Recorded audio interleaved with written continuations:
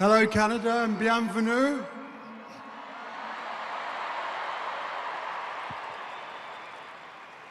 So, the Toronto Games in 2017 were incredible.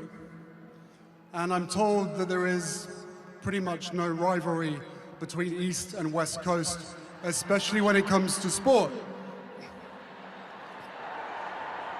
So I have a question for you, Vancouver. Are you ready to show Toronto and the world how the games are done?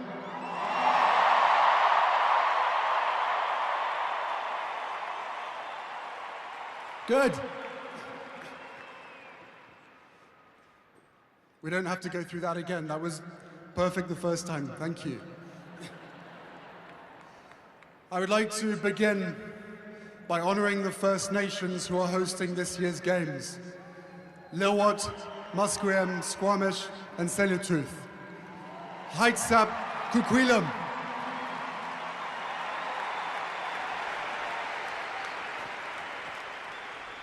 From the bid for the Games through to this week's competition, we have walked together side by side on this journey.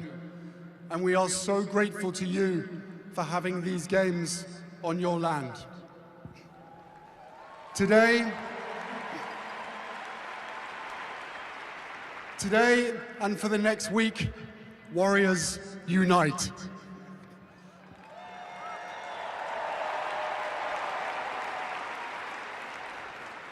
In this moment of difficulty and division in many parts of the world, we gather here in Vancouver in a spirit of unity. We represent 23 nations, speak many different languages, and reflect the full breadth of the world's religions and faiths.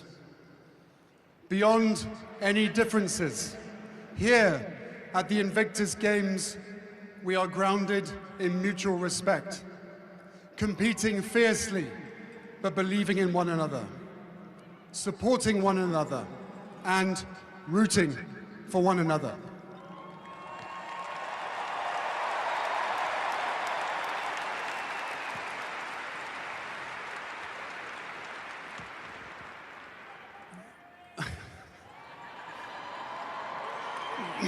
I love you guys.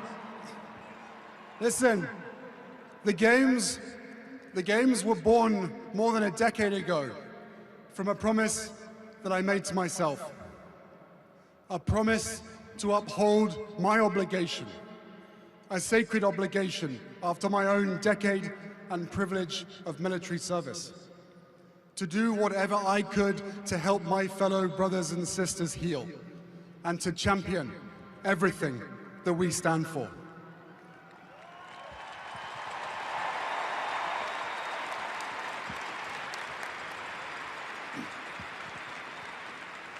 Over the past decade, I've lost count of the times that we've heard you tell us that the Invictus Games saved you.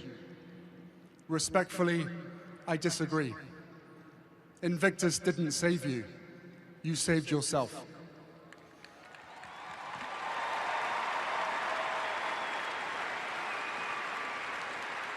It was you who pushed through the doubt and despair. You who summited your own mountain and brought us along with you. It was you who kept going even when you didn't think you had any more to give. We didn't do that. You did.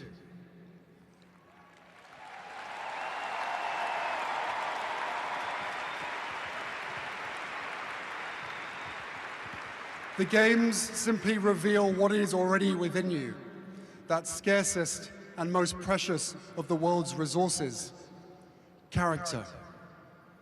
A spirit of fortitude and perseverance that can never be defeated. That is the magic of the Invictus Games.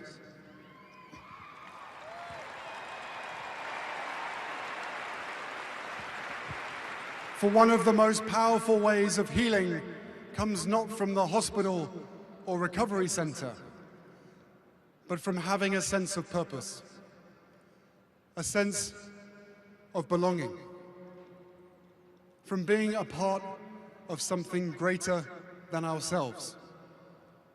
And that healing, though it begins with you, extends to your children and loved ones who delight in the simple gift of seeing you smile once again, of knowing your mind isn't someplace else and that you are fully present.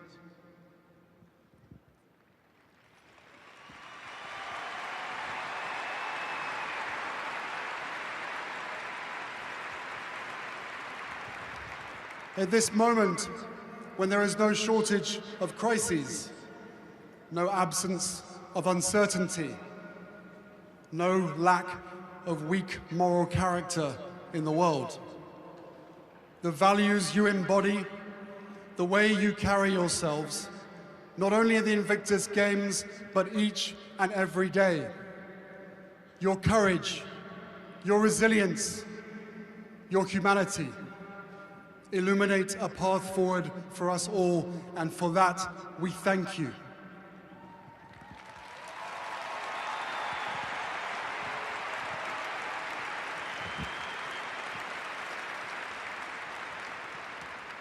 Your leadership did not end when you stepped off the battlefield or took off the uniform. It endures. The example you set is a compass for the world. We need you, and will always need you. I once asked Nobel laureate Toni Morrison how we survive whole in the world. And she replied, "Sometimes you don't survive whole, you just survive in part. But the grandeur of life is that attempt. It's not about that solution. It is about being as fearless as one can and behaving as beautifully as one can under completely impossible circumstances." So, as we embark on this year's competition, here is my challenge to all of you. Show the world how you behave under completely impossible circumstances. Show the world your fearlessness. Show the world the grandeur in your attempt at victory. Show the world why you are Invictus. Thank you.